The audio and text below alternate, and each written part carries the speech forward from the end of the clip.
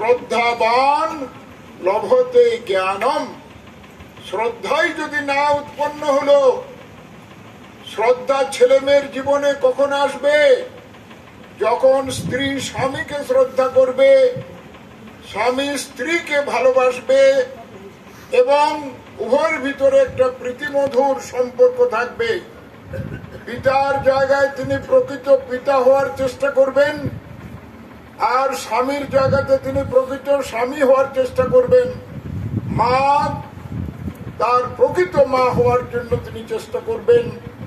যে শিক্ষার দ্বারা মা প্রকৃত মা হবে, যে শিক্ষার দ্বারা বাবা প্রকৃত বাবা হবেন, যে শিক্ষার দ্বারা মানুষ মানুষ হবে, সেই শিক্ষার কথা ঠাকুর বলেছেন।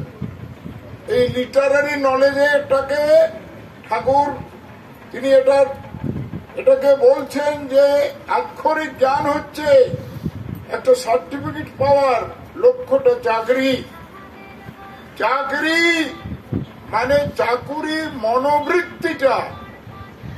চাকরি যখন সেবার ভাব নিলাম, তখন আর সেটা চাকরি হলো না। কালকে আলোচনা এই জায়গায় শুনছিলাম, এর ভিতরে না আসে,